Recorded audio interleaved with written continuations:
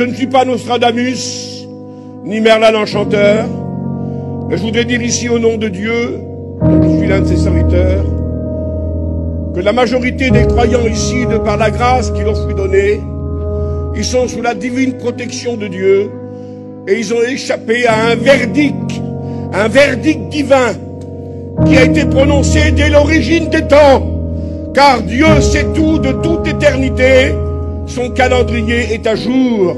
C'est lui qui a créé le monde, le mouvement, la respiration et l'être, et rien n'arrive sans que le Créateur le décide. Le monde n'est pas livré au hasard. Ce sont nos politiciens qui nous dirigent, c'est sûr. Ce sont nos gouvernants qui nous dirigent, mais que sur le plan politique ou social. Mais la vie elle-même est gérée par le Tout-Puissant Créateur. C'est Dieu qui a dans sa main ton souffle, dit la Bible. Et rien n'arrive sans qu'il ne le veuille. Le prophète le déclare. Est-ce qu'une chose arriverait sur la terre sans que Dieu l'a prévu, sans que Dieu l'a organisé? Rien n'arrive sans sa volonté. Mais le monde a tremblé et il est sur le point de trembler encore demain à cause des virus et des pandémies. Une pandémie microbienne, eh bien, peut arriver d'une journée à l'autre et ça peut détruire une partie de la planète. Les mutants virus sont là, mes frères, et le monde craint une pandémie. La science craint une pandémie. Je voudrais pas être Seigneur Jésus, quelqu'un qui vous embête ce soir, mais quelqu'un qui vous prévient au nom de Jésus que ce que les scientifiques disent, la Bible avait dit avant. Mais la mort qui va sévir, et Dieu sait que c'est comme ça que prévoit la Bible, et vous ne changerez pas le verdict, et je ne changerai pas le verdict. Je vous avertis devant Dieu que tout ça est vrai, et que tout ça est prévu par la parole de Dieu. Les pandémies, les pestes, la peste noire qui a fait des millions de morts peut revenir d'une journée à l'autre. Avec les nouveaux microbes, on a beau faire toutes sortes d'antibiotiques. Aujourd'hui, on ne peut plus combattre les microbes. Et ils apportent toutes sortes de dérèglements sur la terre des sciences. Les pandémies, vous savez ce que la H a pu faire? On aurait pu avoir une destruction en France, dans le monde. Eh bien, c'est pas fini. Et je voudrais pas prophétiser ce soir, mon Dieu, épargne-nous. Mais demain, une peste peut toucher le monde. Une pandémie de toutes sortes de choses. Ça peut être ceci ou cela. Mais le virus peut éclater. Et ça peut apporter la destruction de la santé de milliers, de millions d'hommes. Demandez aux scientifiques, aux docteurs, est-ce qu'une pandémie peut arriver? Ils vont vous dire, bien sûr, monsieur. Une pandémie nous pend au nez d'une journée à l'autre. Les bactéries mutantes qui deviennent de plus en plus fortes. On ne peut plus enrayer les bactéries. La peste noire, la grippe espagnole, tout ça a détruit une partie de l'humanité. Et la science nous dit qu'on n'est pas à l'abri demain d'une pandémie de ce style-là. On veille constamment et on n'a plus la force de les combattre, car les bactéries se transforment en mutants, en rébellion.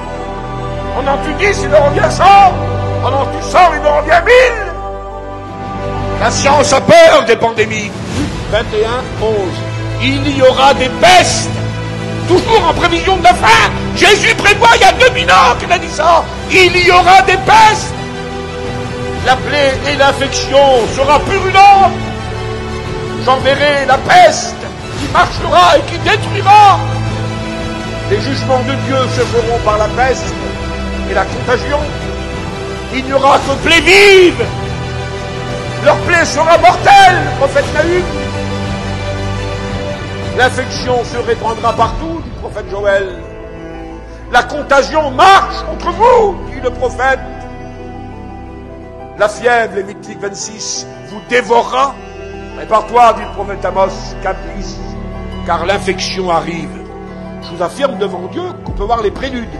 Je vous affirme devant Dieu qu'on peut voir les assauts. Mais la grande réalité prévue par Jésus, par les prophètes et les apôtres, l'église de Jésus-Christ sera enlevée. Car c'est le danger qui menace le monde des jugements de Dieu. Et je ne prends pas ça à la rigolade, je ne dis pas moi de ce qui va se passer demain. Nous avons une garantie, pourquoi? Parce que lorsque ça va arriver, nous serons au ciel. Et c'est Jésus qui l'a dit, et c'est Dieu qui l'a dit, et c'est les prophètes qui l'ont dit, et c'est les apôtres qui l'ont dit. Vous savez en quel temps nous sommes. C'est l'heure de vous réveiller du sommeil, car le salut est plus près de nous que lorsque nous avons cru. La nuit est avancée, le jour approche.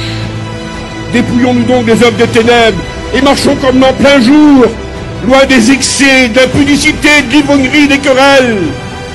Marchons loin de toutes ces choses-là, pris des trains de nuit, à longue distance, avec une couchette bien sûr. Et 1 heure, 1 heure et demie à peu près, peut-être 1 heure, 3/4 d'heure, tout dépend, avant d'arriver en gare de destination, le contrôleur ouvre les compartiments, et avec sa petite sonnette, il sonne. Et il dit, c'est l'heure, préparez-vous, on arrive bientôt. Et tout le monde sait ce qu'il a à faire. Je suis celui qui tient la cloche de Dieu ce soir pour vous. Et qui, au nom de Jésus-Christ, au nom de la Bible, vous dit, c'est l'heure, mes amis.